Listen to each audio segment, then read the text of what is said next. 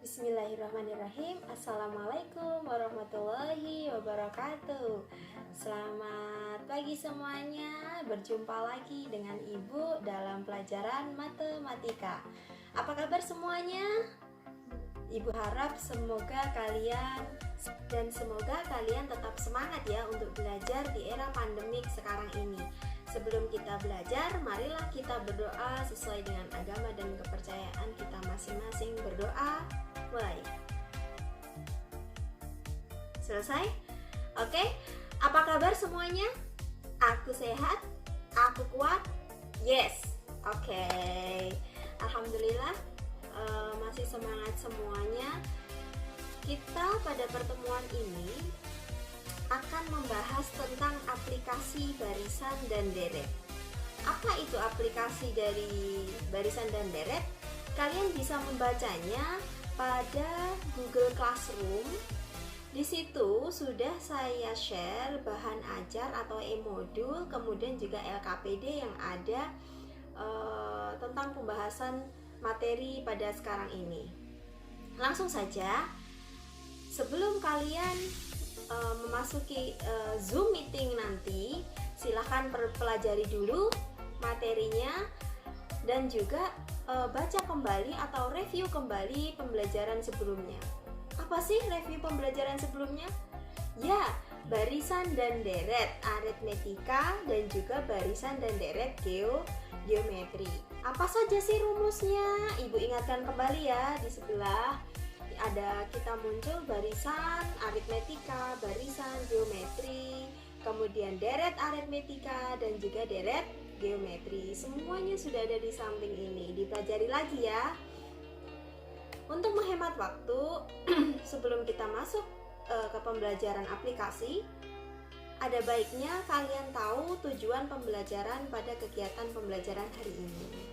Setelah mengikuti pembelajaran secara daring melalui pendekatan saintifik dengan model pembelajaran discovery learning, secara diskusi dengan WA group nanti, dan juga tanya jawab dan mengerjakan penugasan, peserta didik diharapkan dapat menalar dan juga memadukan konsep pertumbuhan dan peluruhan dengan percaya diri dan juga santun. Kemudian, menggunakan prosedur untuk menyajikan dan menyelesaikan masalah kontekstual, termasuk aplikasi barisan dan deret dengan pola barisan aritmetika atau geometri dengan benar, mandiri, dan penuh tanggung jawab. Oke, kita lanjut ke materinya. Nah, apa saja sih aplikasi dari barisan dan deret bilangan? Yang pertama, pertumbuhan. Yang kedua, peluruhan. Yang ketiga, bunga majemuk. Dan yang keempat, ada amitas. Pada pertemuan video kali ini, Ibu akan membahas tentang pertumbuhan dan peluruhan terlebih dahulu. Kira-kira apa sih pertumbuhan dan peluruhan itu? Ya, pertumbuhan itu mengalami peningkatan dari sedikit jadi banyak ya. Kemudian peluruhan terus kebalikannya. Oke, sip, bagus. Di sini ada contoh. Setiap tahunnya pertumbuhan penduduk di dunia semakin tidak terkendali.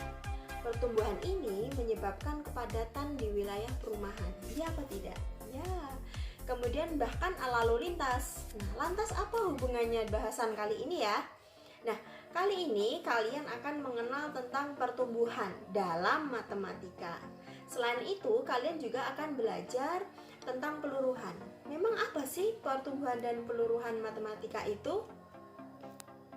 Ya, pertumbuhan itu secara kuantitas atau jumlah suatu objek, baik benda mati atau hidup, yang semakin lama semakin meningkat, semakin banyak dari periode pertama, kedua, dan seterusnya dalam rentang waktu tertentu, sehingga pertumbuhan dalam matematika itu dapat mengikuti pola atau aturan tertentu, biasanya sesuai dengan barisan atau deret.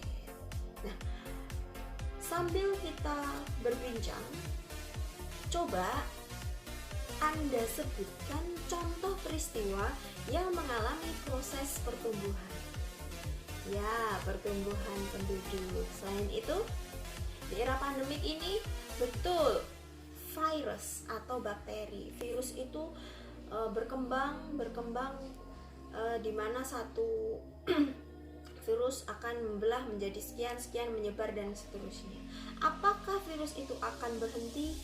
Ya, kemungkinannya apa? Secara biologi itu akan muncul imunitas dengan cara imunisasi, tapi tidak dalam jangka waktu sekarang ini, karena dalam menciptakan suatu obat itu kita tidak bisa langsung menyimpulkan tanpa adanya penelitian.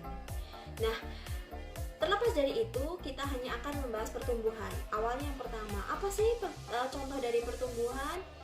Jika kita sudah bekerja dalam kehidupan sehari-hari itu pada model multi level marketing yang sering kalian temui, Herbalife, kemudian Tupperware, dan juga seterusnya, di mana setiap anggota harus merekrut 2 anggota. Misalkan berhasil, maka kedua anggota itu berada pada tingkat pertama, seperti contoh di samping. Selanjutnya, jika kedua anggota baru, maka keempat anggota dari tingkat 1 itu berada pada tingkat 2. Dan anggota yang Anda miliki adalah 6 orang. Begitu juga seterusnya. Tentunya Anda bisa menghitung banyaknya anggota jika tingkat Anda semakin tinggi dan keberhasilannya semakin tinggi. Dalam bahasa biologi, pembelahan bakteri, di mana satu bakteri akan membelah menjadi 2. Dan membelah diri membutuhkan waktu, misalkan 1 jam, 20 menit, dan seterusnya. Ada rentang waktunya. Dengan kata lain, dari satu bakteri dalam 1 jam menjadi 2 bakteri. Selanjutnya setelah 2 jam menjadi berapa? 4 bakteri, dan seterusnya. Nah, itu dimaksudkan dalam pertumbuhan. Nah, pertumbuhan itu merupakan kenaikan atau pertambahan nilai suatu besaran terhadap besaran sebelumnya. Nah, yang termasuk dalam pertumbuhan itu juga pertambahan penduduk. Perhitungan bunga bacebuk di bank. Nah, ada 2 jenis pertumbuhan, yaitu pertumbuhan eksponensial dan juga pertumbuhan linier. Tapi di atas ini adalah rumus atau formula dari pertumbuhan. Dalam bahasan kita akan lebih fokus pada pertumbuhan eksponensial. Nah, dalam kaidah barisan dan deret dapat digunakan untuk memudahkan penghitungan pertumbuhan. Pada bahasan ini, pertumbuhan yang dimaksud adalah eksponensial, yaitu pertumbuhan menurut deret ukur geometri. Pertumbuhan selalu bertambah dengan presentasi yang tetap dan jangka waktunya tertentu. Contoh, di Kabupaten Pacitan ada 12 kecamatan di situ. Ada Kecamatan Donorejo sampai terakhir Sudimoro. Nah, coba kalian perhatikan pada pertumbuhan penduduk pada tahun 2010. Nah, kita kalau berbicara tentang pertumbuhan penduduk itu kita 10 tahun baru bisa membuat laju pertumbuhannya berapa. Harapannya bisa memprediksi tahun berikutnya. Pada tahun 2010, Kecamatan Donorejo di Kabupaten Pacitan itu mengalami penurunan dari tahun ke tahun, 2010, 2016, 2017. Kenapa menurun? Nah, penurunan itu dipengaruhi oleh beberapa faktor, bisa urbanisasi, transmigrasi, dan seterusnya. Kecuali kematian dan kelahiran, karena di situ sudah terhitung, ya. Terus kemudian secara statistik, kemudian coba diperhatikan di Kecamatan Pacitan selalu mengalami kenaikan secara signifikan. Kenapa? Karena daerah Kecamatan Pacitan itu termasuk perkotaan, sehingga daerahnya untuk mendapatkan pekerjaan lebih banyak dan kesejahteraannya lebih terjamin daripada kecamatan yang lain. Begitu juga di Sudimoro dan seterusnya. Nah, kita akan mencoba untuk menghitung pada penduduk suatu kota A. Setiap tahun meningkat 2% secara eksponensial dari tahun sebelumnya. Pada tahun 2013 penduduk di kota A sebanyak 150.000 orang. Hitung banyak penduduk pada tahun 2014 atau 1 tahun setelahnya dan tahun 2023 nanti. Nah, banyak penduduk pada tahun 2014 artinya satu tahun dari tahun 2013, maka N-nya adalah 1. Kemudian P0-nya itu 150.000. Kemudian peningkatannya B itu 2%, 2 per 100, 0,02. Tinggal masukkan PN sama dengan 1 plus B pangkatkan N dikalikan P0. Sudah selesai. Kemudian untuk penduduk tahun 2023 berarti rentang waktunya 10 tahun dari tahun 2013, maka N-nya adalah 10. Tinggal masukkan PN sama dengan 1 ditambahkan B pangkat N dikalikan P0. Cara menghitungnya sudah bisa ya. Kalau tidak bisa nanti kita coba dengan kalkulator saintifik. Nanti akan Ibu buatkan video kembali untuk cara penghitungan menggunakan kalkulator. Kemudian pada tahun 2010 jumlah penduduk sekian. Nah, berapa perkiraan kabupaten di tahun 2020? Nah, seperti sekarang ini. Nah, ini kan tahun statistika kita, mulai ada penghitungan. Benar kan di rumah kalian pada bulan-bulan kemarin ada orang yang datang ke rumah untuk menanyakan berapa jumlah jiwanya di rumah tersebut. Ada juga yang link dari pusat itu untuk mengisi secara online. Misalkan diketahui laju pertumbuhan penduduk secara geometriknya itu 3,03%, maka kita bisa tahu caranya masih sama. P0 itu awal jumlah penduduk awal, T-nya itu rentang waktunya 2020 dikurangi 2010 sama dengan 10, R itu 3,03%. Berapa itu kalau dibuat desimal? 0,0303. Tinggal masukkan ke rumus. Selesai. Nah, di sini laju pertumbuhan penduduk juga dipengaruhi oleh KB. Ada soal di LKPD, nanti silahkan dicoba ya. Nah, hanya sekedar info. Tahukah kamu, menurut laporan World Population Prospect tahun 2017, dalam kurun waktu 8 dekade mendatang, jumlah penduduk dunia akan bertambah 3,6 miliar loh. Itu artinya pada tahun 2100 diprediksi bumi ini akan dihuni oleh 11,2 miliar penduduk. Itu Ibu ambil dari sumbernya adalah kumparan.com. Luar biasa ya. Kira-kira kita masih ada nggak ya? Usia kita berapa kira-kira? Untuk sebab yang kedua, pembahasan kita adalah peluruhan. Ya, peluruhan merupakan penurunan atau pengurangan nilai suatu besaran terhadap nilai besaran sebelumnya. Nah, penyusutan atau peluruhan diantaranya adalah peluruhan zat radioaktif. Kemudian penurunan harga barang. Apakah barang yang mengalami penurunan itu? Contoh pembelian barang apa? Mobil, motor, ya kan, handphone, apalagi banyak sekali. Kalau rumah, kalau kita beli rumah itu kalau mau kita jual lagi termasuk peluruhan atau pertumbuhan? Itu PR-nya. Apa? Pertumbuhan. Oke. Di sini ada rumus atau formula tentang peluruhan. PN sama dengan P0 buka kurung 1 dikurangi NP. Itu untuk linearnya. Kemudian untuk eksponensial, peluruhan eksponensial, PN sama dengan P0 1 dikurangkan B pangkat N. Nah, kaidah barisan dan deret juga dapat digunakan untuk memudahkan penyelesaian perhitungan peluruhan. Peluruhan yang dimaksud adalah peluruhan eksponensial, yaitu peluruhan menurut deret ukur geometri. Peluruhan selalu berkurang dengan suatu presentasi yang tetap dalam jangka waktu tertentu. Contoh di situ adalah peluruhan radioaktif, alias nuklir, alias radioaktivitas, di mana proses pemecahan inti atom yang tidak stabil sehingga terjadi kehilangan energi. Nah, sehingga memancarkan radiasi seperti partikel alfa, beta, neutrino, sinar gamma. Nah, material yang mengandung inti tidak stabil ini dinamakan radioaktif. Nah, contohnya seperti ini. Dalam bidang fisika, yaitu ada suatu bahan radioaktif yang semula berukuran 125 gram mengalami reaksi kimia sehingga menyusut 12% dari ukuran sebelumnya setiap 12 jam secara eksponensial.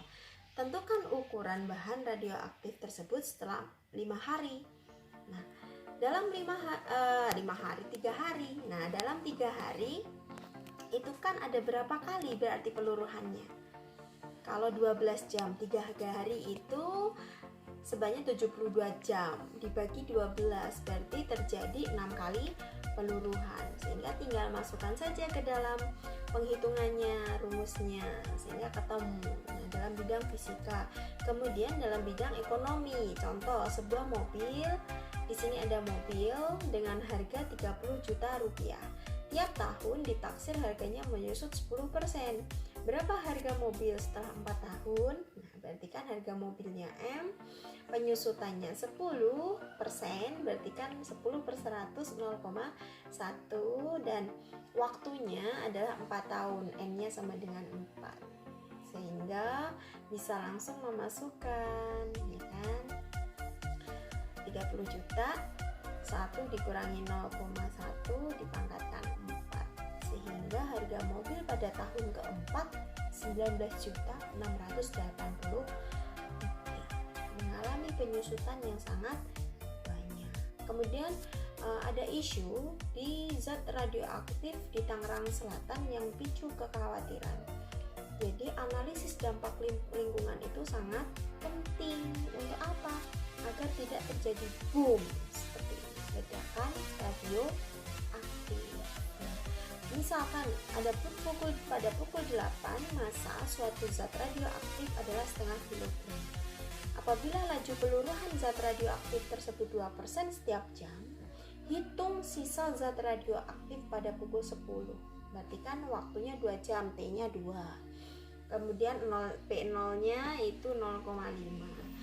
Kemudian peluruhannya 2% setiap jam, berarti 2 per 100 0,02.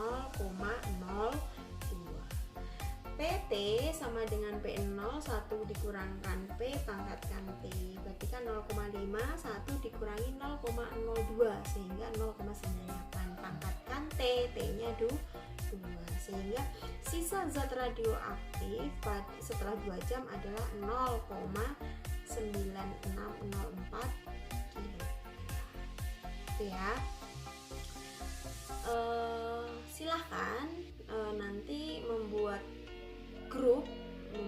kelompok diskusi sama seperti pertemuan kemarin. 12 orang dibagi 4 kelompok mengerjakan LKPD yang ada di Google Classroom.